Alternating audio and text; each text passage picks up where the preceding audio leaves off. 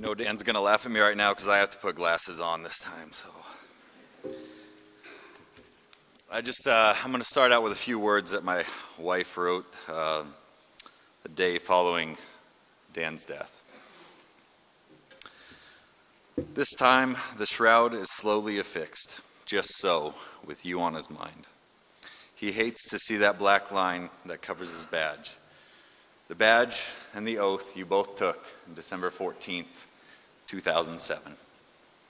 His sorrow over this piece of equipment is devastatingly evident as he touches the badge one more time before donning the blue shirt, securing his gun belt and lacing his boots.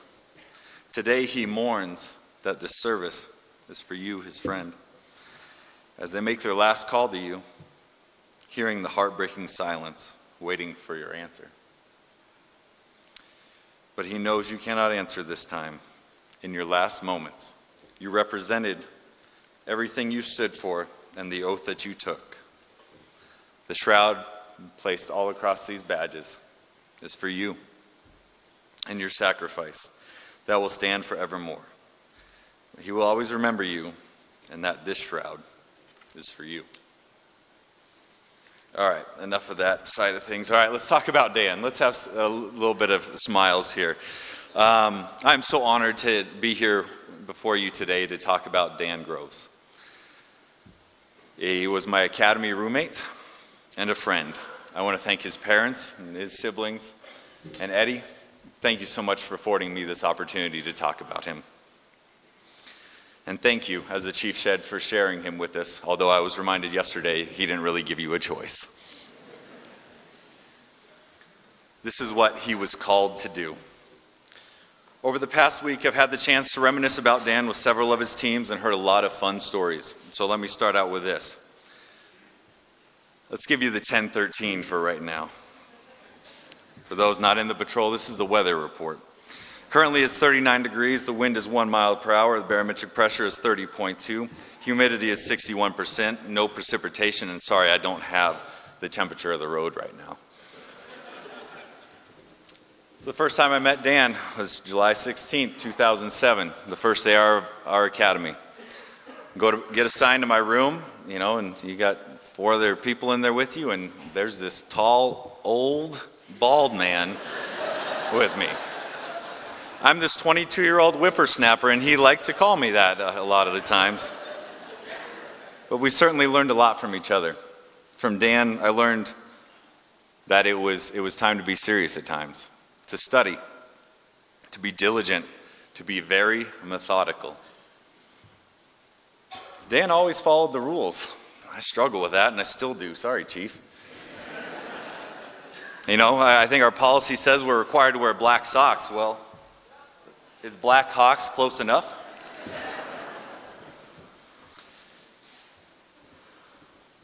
So, there were those nights, especially at the beginning.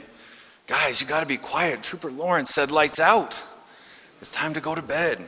All right, Dan, we'll go to sleep. After the satisfaction of passing the post test, we all know how that feels, that relief. We're almost there. We just have to, before make it through one more week of trucks before we can graduate. We went as good troopers do to the Rock Rest to celebrate.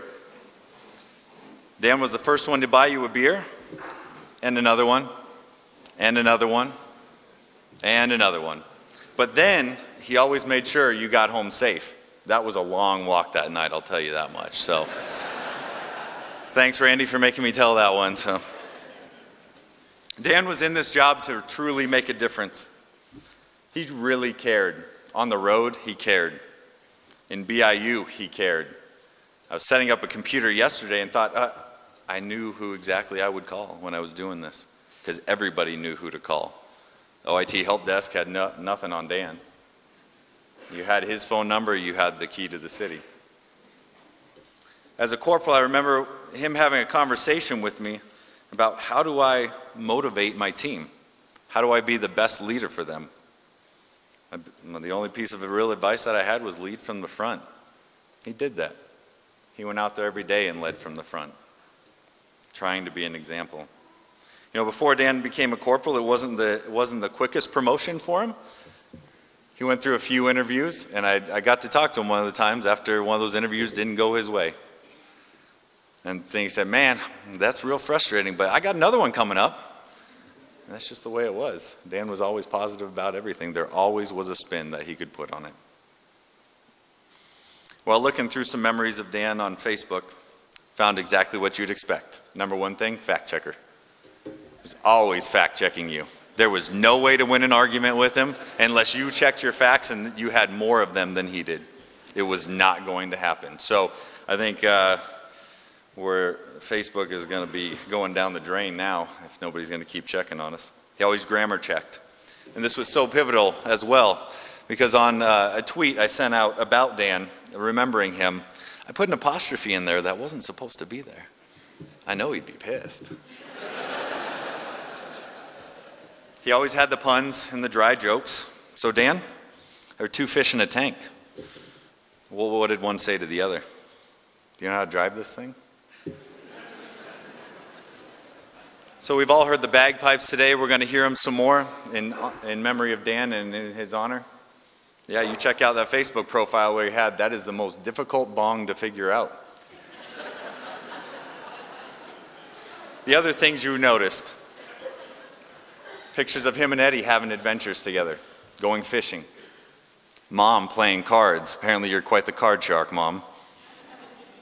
Celebrating his dad's birthday and the love he had for his family. That's what you saw. I've struggled with the best way to how to honor Dan and his sacrifice. And talking with some of his current team, one of them said something that was very poignant, and he allowed me to share it. Is that when he was on the day that Dan gave his life. And he heard it on the radio. There was nothing he could do. There's no way he could get to the hospital. So he kept doing what Dan would do, and that was serve. He continued to serve. The most difficult thing to do in that moment. The thing none of us want to do at that time. But he went out and did it because he had such a great example in Dan. Dan was taken from this world while doing the job of his dreams and following it exactly what his heart had, the service of others. Dan, we'll continue to honor your sacrifice by trying to follow your example and serve the way that you served. In close, I would like to thank God for giving us the time we had with Dan and ask that he give Dan a great big hug for us. Corporal Dan Groves, Colorado State Patrol. Final earthly 1013 at 10:52 on March 13, 2019. The temp was 27 degrees Fahrenheit. The wind 36 miles per hour with 56 mile per hour gusts. Barometric pressure of 24.1. Humidity 96%. Snow. Godspeed to you, my friend.